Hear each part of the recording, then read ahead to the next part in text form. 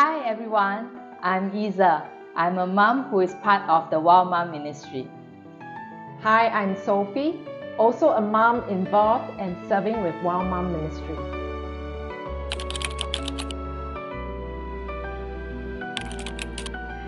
I have been married for 13 years.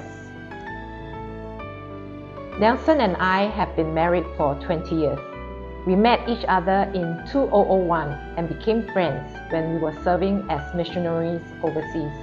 We dated for almost half a year before he proposed to me to marry him. We got married in 2003.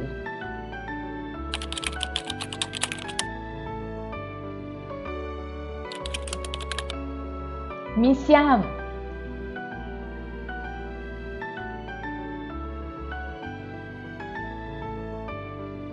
Sometimes sweet, sometimes sour, yet tantalizing and satisfying. Rojak.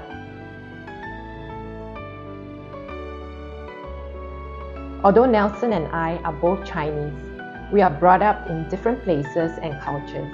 Nelson is born and raised in the Philippines, and I am born and raised in Singapore. So we would naturally bring these differences into our marriage. Like the rojak dish, we bring all these diverse ingredients into our marriage, and this wonderful mixture produces sweetness and yumminess.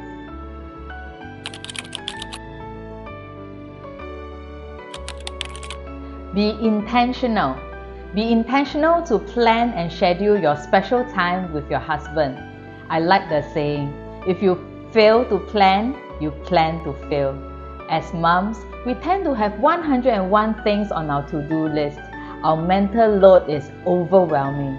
We are always thinking about the things we need to get from the supermarket, the next meal we need to prepare, and the basket of laundry that's waiting for us, etc., etc., etc.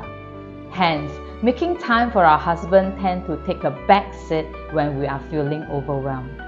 However, spending time with our husband to connect with each other on a regular basis is so important to keep the spark alive in our marriage.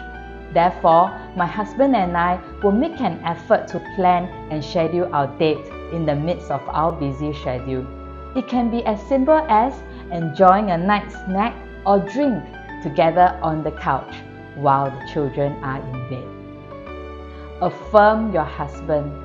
Affirm our husbands through words and simple gestures makes them feel noticed, appreciated, respected, loved, and desired. I believe this is so important in contributing to marriage satisfaction and success. Through our affirmations, our husbands are empowered as a husband and a dad. Ladies, take up the challenge. Instead of focusing on areas where our husbands are lacking, look for what he is doing right. I seek to offer my husband at least one affirmation every day. The girls are so blessed to have you as their dad. I love watching you play with them. Thank you for working hard today. I love you. I am so proud of you. Forgive and move forward. I believe forgiveness is very important in every marriage. When Nelson and I first got married, we had many disagreements and arguments. We often got upset with each other because of our differences.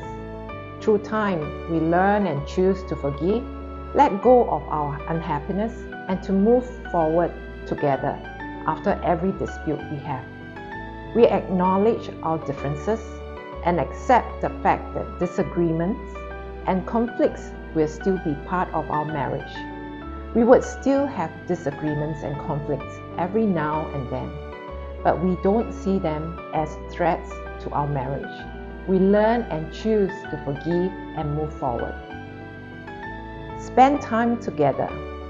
I still remember when our kids were small, we would find someone to help us babysit them so that we can go out for a date in the evening. We tried to do this once a week unless we couldn't find a babysitter. Those were treasured times for both of us to have a quiet dinner without kids and to eat what we want to eat, and also to spend some alone time together. Now that our kids are teens and more independent, we are more available to spend alone time together, which we continue to do so. We would go for evening walks after dinner on weekdays and go out for dinner date on Saturdays. We value these alone times together.